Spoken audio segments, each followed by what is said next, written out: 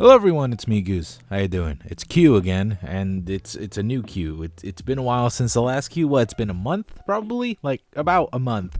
So as I discussed last Q, I was talking about whether or not I should keep the Qs or if I should cancel them or if I should just make them infrequent as possible, because my issue with Q has always been that they used up a time slot. I like to upload 3 times a week, which I haven't in the past 3 weeks because I'm an idiot. Well, not really an idiot. I've just been like chilling. Honestly, I've been addicted to life and video games, so I just wanted to hang out with my girlfriend and just like do shit, you know. So yeah, I've been just been having fun and being lazy and not being responsible about my shit, but I'll try to be more responsible with uploads every 3 times a week, as I said, Monday and Wednesday and Friday. But the thing about Qs is that they always used up the Friday time slot, when in actuality I've always wanted to just like use that time slot for something else, some other video I've wanted to use. But a lot of you came up with basically the same solution, which was just upload bi-weekly, you know, once every 2 weeks. And that's exactly what I'm going to do. So starting with this Q, I will be uploading a new Q every other week. So just send in your questions, but don't expect them to be answered the very next week. They'll be answered, you know, 2 weeks from now. So that's how we're going to operate from now on. I feel like that's how it should be, and it'll probably give me more room for creative shit. So yeah, I'll enjoy that shit. But for now, let's talk about today's subject, that being the swatting incident involving a 28-year-old father who unfortunately had to pass away because he was murdered by the police. So if you haven't heard, essentially what happened was, from what I've gathered, there was a small tiny tournament that involved 2 teams from I believe it was Call of Duty World War II or some other Call of Duty game, where they just competed for about $1.50, and one team won, the other team lost, and boy, shit got heated up.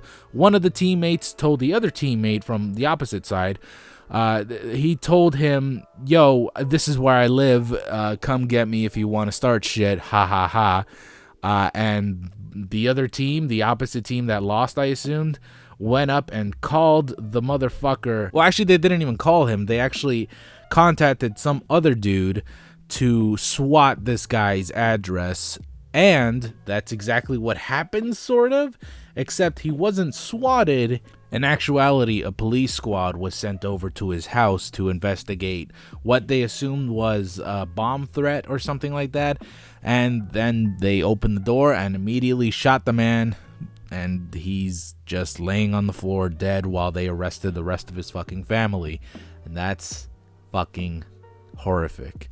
Now, the guy who did the swatting has been just, he has not claimed responsibility whatsoever in this entire situation. He did an interview with Keemstar, and I'm sure a lot of you have very strong feelings towards Keemstar, but he did a pretty okay interview with the swatter, and it's just so infuriating. Like, even Keemstar seems incredibly infuriated with this man, because anytime Keem tried to place blame on him, on the swatter, he just went, no, I mean, I guess I could see how you could put blame on me, but you know, I didn't find the address. They gave the address to me, but and you know, I didn't even kill the guy. It was the officers that killed him. I'm not a swatter. I'm not a SWAT guy, you know. That's not my profession. I don't do that. But that's so, he's so stupid. Around the entire interview, he just placed blame on some other person. Like, I don't know if he's extra guilty or has no idea what guiltiness is, because the entire time he's like, well, this guy did that and this guy did that, and never talking about himself. And the moment that Keemstar actually brought up himself into it, like when he brought up that the swatter actually called fucking a SWAT team, but in this case, you know, a police squad, when he called them up to investigate this fucking bomb threat, he's just always like, yeah, I guess, whatever, I don't know. He is the man who swatted this 28-year-old man was 25. He wasn't even that much younger than this man. He's not even that much older than I am. He should be acting like a fucking adult. He is in a quarter of his life left. Like, he is a quarter into his life, right? and he's still acting like a fucking 14-year-old. He even sounds like a 14-year-old. Like, if you listen to the interview, he just sounds like a little kid who wants no responsibility into this at all. But of course, he fucking gets arrested afterwards because he's a dipshit. He really thought he wasn't gonna get caught. Like, really, after the interview happened, he actually got arrested, and now they're charging him for it. Now, swatting has been an issue for a very long time. I'm sure you've seen many Twitch streams that had some incident involving a swatting invasion or whatever. There's probably a few swatting compilations on YouTube right now. Like, there's so many, in fact, that some people have made a top 10 list of the worst swats ever done. And the fact that we're able to make a top 10 list of the worst swatting incidents, like, that is 10 too much. There shouldn't even be one. You know, like, one is human error. That's like the worst shit that can happen. That's a terrible prank that you can do.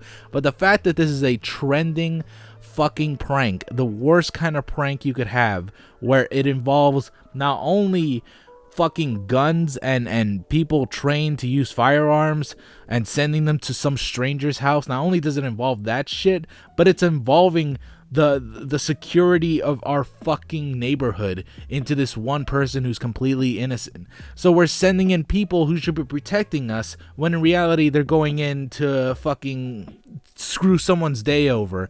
It's terrible. It's fucking awful. A lot of people knew that this shit was going to escalate to a point where there's no return, and now there is that point of no return. Someone has died now, and I don't even believe the man who was swatted was actually involved with the entire thing at all. Like, I don't think he even plays Call of Duty whatsoever. I believe the man who gave the address initially was actually some dude that just kind of came up with a random address. I'm not really sure about that, but he's not even involved in this whole fiasco that happened between the two teams in Call of Duty. It was just some innocent bystander who just got shot, you know? And it's terrible. It's fucking awful. There should be harsher repercussions when it comes to this whole fucking swatting shit incident. It has to be harsher than just a few years in jail or a few years community service. He initially, I know he wants to believe he's not fucking guilty of this shit, but he initially called the police over to this man's house, knowing that they were either going to arrest him or possibly shoot him. And yet he oh my god, he has the fucking gall to think that he's not at fault because he's not the one who shot him.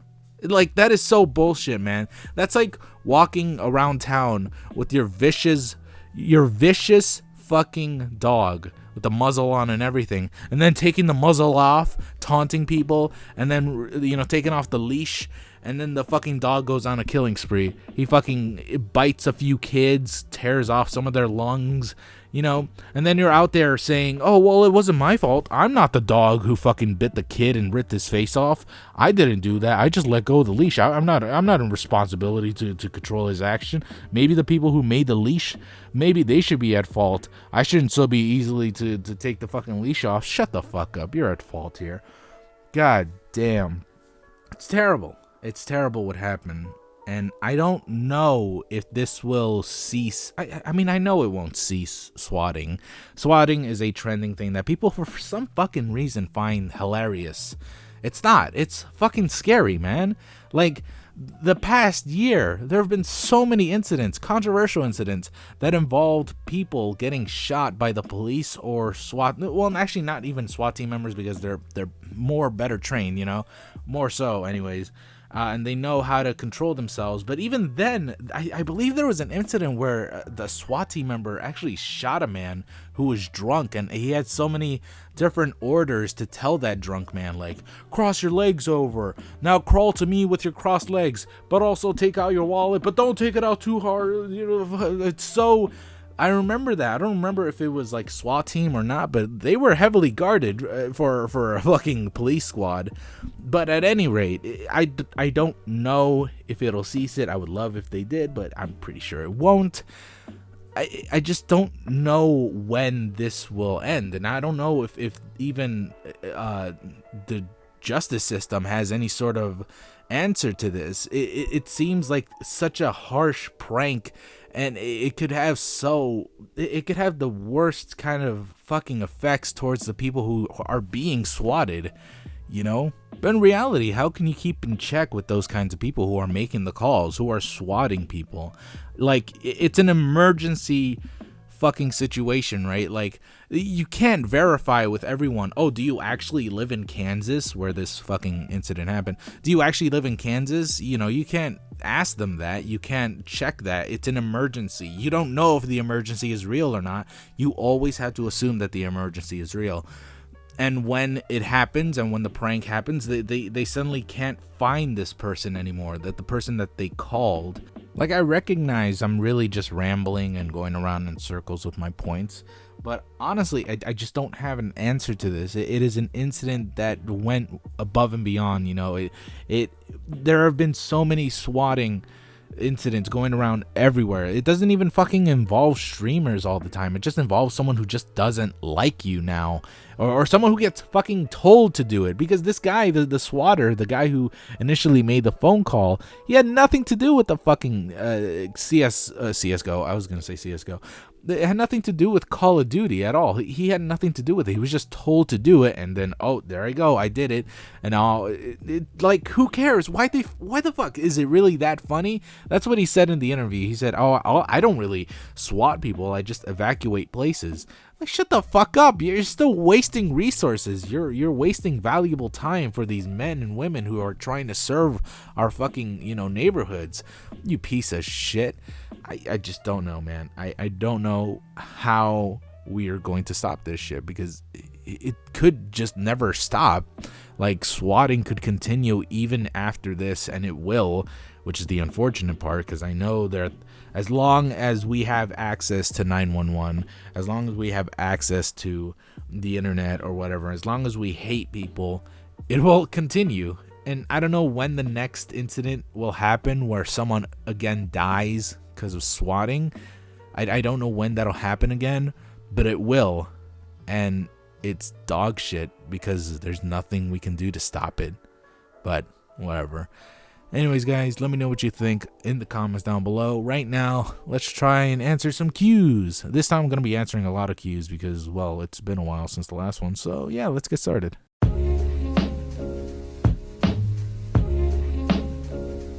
Alright, so if you're unfamiliar with Q, basically all I do is just answer your questions, and the way you send the question is by just leaving a hashtag Q on any of my videos. As long as it's in the comment section and you put in the hashtag Q, I can find it.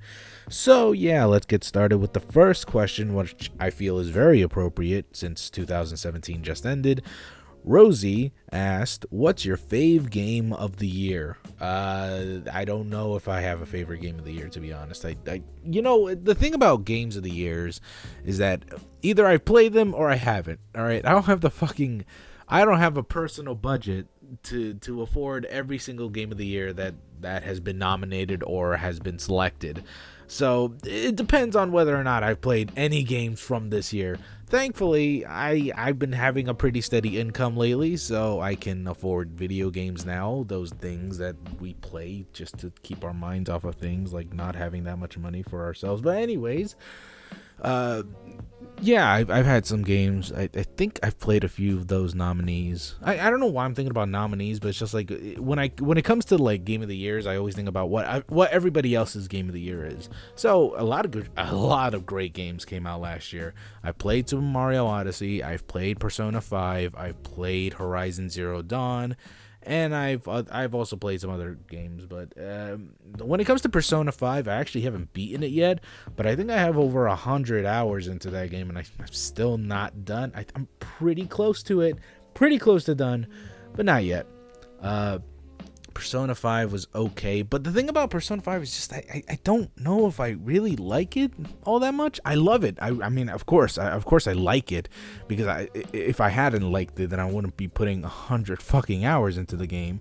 But there's something about the game itself that just reminds me of Persona 4 and Persona 3, and I don't know if that's a good thing or not, because I expected so much more from it. I expected newer things, and I'm sure for Persona fans, y'all expected the same old shit, just like, Persona 4. You have these jobs, you have these social links, you have to, although now they're called confidants. You have these confidants, and whatever, you can hang out and do whatever you want, but it feels more constraint than the previous games. And maybe it's because I haven't played a Persona game in such a long time that it just feels like that. But it just feels like I have such limited time, and I understand that's part of the theme. That's it's just what the fucking game is all about. It's about having the amount of time to do the things you need to do, but it kind of feels pointless in the end, because it's just like, am I really enjoying this game if all I'm doing is just dicking around and doing a job instead of actually capturing personas, or rather shadows, and making them my persona? Like, am I really having fun with the combat system? It just seems like I'm blazing through it and not really enjoying the substance of the game, when in reality I'm just enjoying the non-important shit. But I'm not even enjoying the non-important shit, because I'm doing the non-important shit in order to level up my confidence so I could do better combat things in the game, but I don't really like the combat in the game. So it's like this vicious cycle of like, it's okay, but what in the end, is it really the best I could expect from a Persona game? I think I got a Persona game. Don't get me wrong, I got a fucking Persona game. But game of the year, I don't know about that. Now let's see what else. There's Mario Odyssey, which that was great. That was a fantastic game. It was really good. A lot of fun having with that, and I keep coming back to it every now and again just to like dick around, because there's so many moons in that game. Not all of them particularly fun, but the ones after you beat the game are really, really challenging and really, really fun. They really mix the game up, and I love that so much about Super Mario Odyssey's endgame content. But other than that, I don't know. I do love it, but I don't know if I'd consider it my game of the year. Then there's another game, Horizon Zero Dawn. I definitely know that's not my game of the year. There's so many things I have issues with that fucking game that it makes me wonder why so many people liked it in the first place. Oh, I love the combat, don't get me wrong, and I love the creativity. I love the world that it's built up. But technically, when it came to the graphics, oh my god, is it beautiful. But so many fucking glitches. It's so weird. Even in transitions during the cutscenes, oh god, it's so bad. It makes me like kind of cringe. And I feel like there's not really anything like there's nothing holding me down to the game. Like, I don't really feel compelled to do the things that I need to do. Like, there's a ton of side quests, a ton of them, but for most of them, it's just like, gather this, kill that, go here to do the trial, go there to find a new monster. It feels like a Monster Hunter game that was cut down by 90%. Not even that. I know that's a little harsh. I'm really harsh when it comes to games. Like, here's the thing about me. I'm very patient when it comes to bad games, so I'll rarely ever say a game is awful. Like I'm not gonna go Angry Joe levels of like, this game sucks so much crap. I'm never gonna be like that, because I'm really patient with video games. But when it comes to amazing games, I have a high tolerance. Not a high tolerance, but like, I have such a high bar of like, what is an amazing game to me? Because I think hype kills me a lot. When it comes to hype, it just fucking kills me. When I hear that this game is like, oh my god, dude, you have to play it, it's so fucking great, it is the best game ever, I love it so much, it is something that will change your life. Every time I hear that, I'm like, okay, cool. Then I try out the game and it doesn't change my life, and I'm like, well, that's not that great. So I really feel like hype really clouds my judgment, which is why I never ever want to play a game for the purpose of a review if I've already seen other people's review. So like Final Fantasy 15, I actually haven't even seen that many reviews on Final Fantasy 15, to be honest. After reviewing the game, I've never actually cared about the game at all afterwards. But when I was playing that game, my intent was always to review the game. And boy, if you've seen my old ass review of that game, I am very passionate about the story itself. The gameplay is okay. It's actually pretty fun sometimes, and it's alright. But it just feels a little meh sometimes. It's just like kind of bothersome.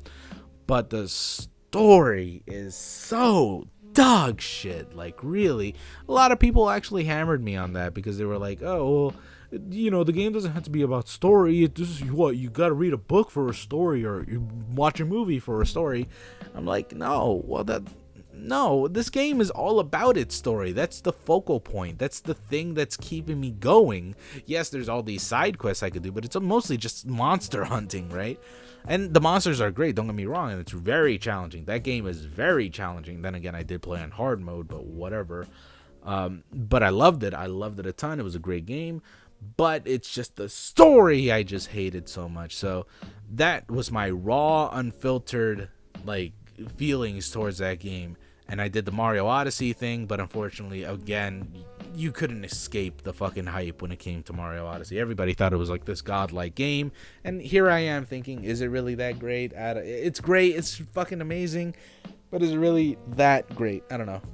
Anyways, I'm fucking rambling. I haven't even answered your question. When it came to my game of the year, there's one game that I'm thinking of right now that I actually fell in love with, and I'm very surprised that not that many people are talking about it, and it kind of makes me like cringe a little, because I'm like, dude, like, there's this fucking awesome game that all of you aren't talking about, yet we're still talking about Mario Odyssey or Persona 5 and Horizon, whilst this fucking game, it came out of nowhere, kind of, not really. And I love it, and I love it a ton. And I consider that my game of the year 2017. That would be Divinity Original Sin. Now, I'm not going to do the thing that I just talked to you about, where I'm going to hype it up and make it seem like it's this game-changing thing that everybody needs to play. I understand it's not a game that everyone will love, but Divinity Original Sin 2 is that one game that comes out every now and again where it surprises me how much freedom you have. There's this game called Witcher 3. I don't know if you've heard of it. And there you have a diverse amount of dialogue to choose from. And everything you choose in that game, everything you say in that game matters. And that is with Divinity Original Sin 2, but amplified, I would assume, because shit happens. If you say the wrong thing to certain NPCs, they just stop talking to you. Sometimes they hate you. Sometimes they want to fight you. Sometimes they want to give you things because you said the right things. Sometimes they fall in love with you. Sometimes they just want to hug you. They just want to hug you because they're scared. But if you're scaring them, they're going to run away. There's all these dynamic things when it came to the story in that game that really affects the people's outlook on you. And I always thought that was so cool. And the combat is so fucking addicting. And the classes are so diverse. And the spells are so creative. And the mods are so good. I mean, I just love the game so very much. It made me fall in love with like PC gaming all over again. That would be my game of the year. So if you want to check out Divinity Original Sin 2, just look it up. It was like $45. But it was $40 for the Steam sale, so yeah, it probably, I don't know. I think $40 is actually a fair price, and $45, not even that much bad. It's just $5 more. I think it's a fair price, and I think everybody should get it if you like RPGs, especially if you like old school RPGs. Like, I'm talking about PC ones, not really old school JRPGs, but yeah, whatever. Anyways, that's my game of the year. Thank you for your question. I need to take a piss, BRB. Bernard Corin asked, Goose Senpai, what do you think of Death Stranding? Was it hype or what? Also, what do you think of the odds? What do you think the odds are that we'll get a Smash on the Switcheroo? Also, congrats on 32K. Do you plan on having a subscriber landmark special thingy? I feel so proud. Wow, that was a lot of questions packed into one. First of all, thank you so very much for the congrats. Right now, I have 35K now, so that's cool. But going back to your original question, which is Death Stranding, do I think it's hype? Yeah, man, it's really cool, but I don't know what to expect from Kojima anymore. I feel like a lot of people are very much enraptured by the myth of Kojima himself, you know? Like, a lot of people are like, oh my god, Kojima, he was treated so shit, like, back when he was in Konami.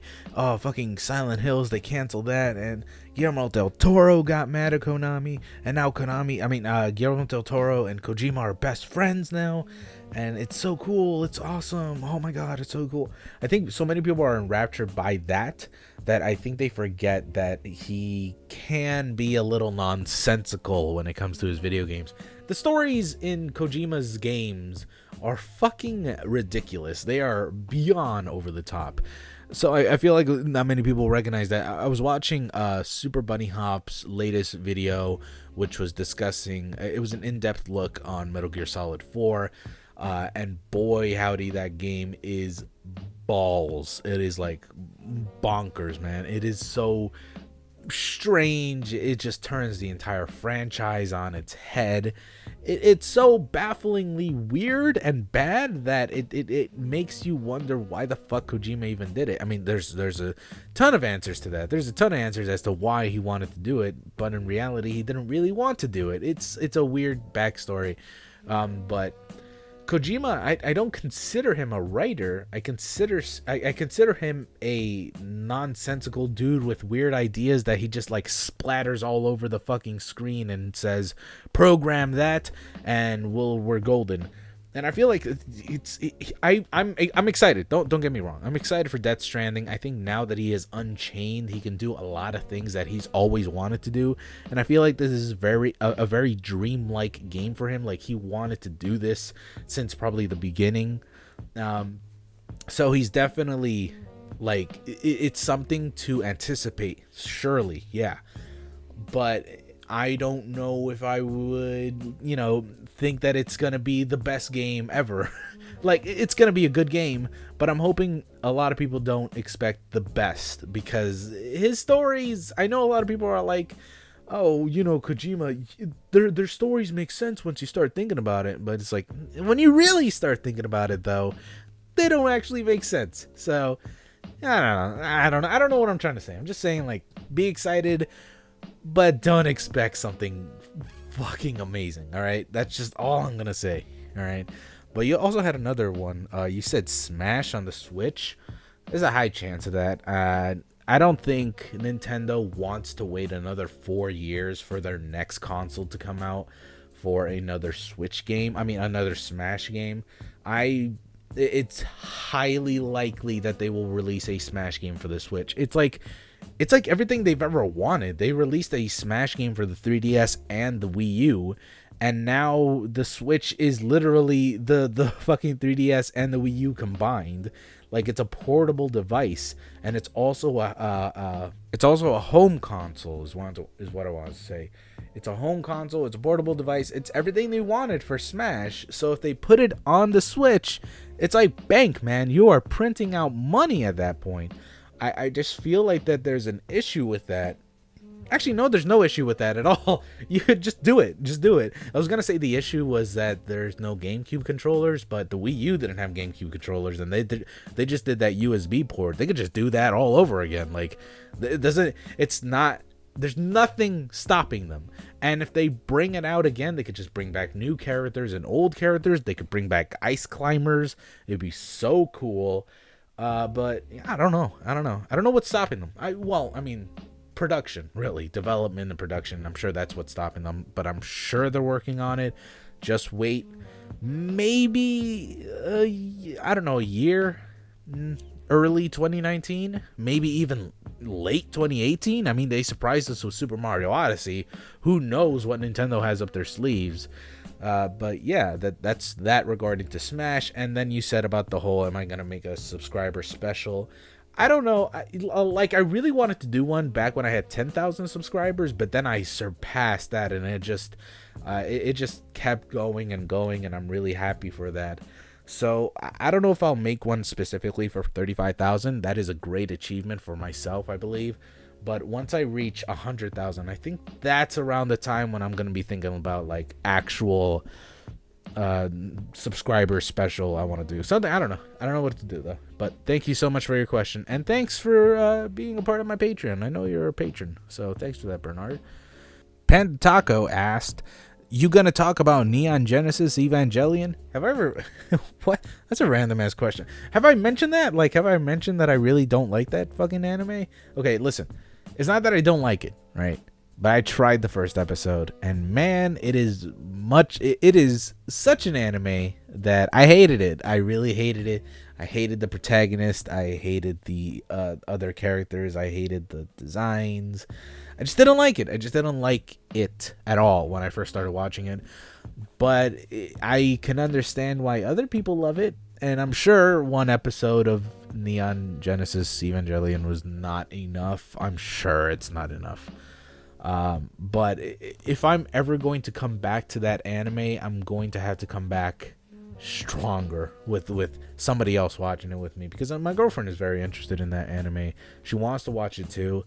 But it's such a confusing thing to jump into, because the franchise has spanned from being an anime to being a movie, and then some people are saying watch the anime, not the movie, but the movie has better things. It's so confusing. So maybe I'll get back to it. But anyways, that's my thoughts on it. Honestly, like, I don't really got much to say. It's something I haven't really watched completely. So yeah, I'll get back to you on that when I actually watch it. So thank you for your question. All right, and I know I said I was going to do a ton of questions this week, but I got asked out to go watch a movie with my friends, so yeah, that's not going to happen. But if any of you have any questions for next week, well, not next week, but 2 weeks from now, if you have any questions for the next Q, make sure to leave them down below, or any of my videos. So long as you have the hashtag Q, I will find them, and if I find it interesting enough, or if I just find it dumb enough, I'll probably just answer it. All right, so thank you all so very much for watching. I will see you all next time. I love y'all. Goodbye.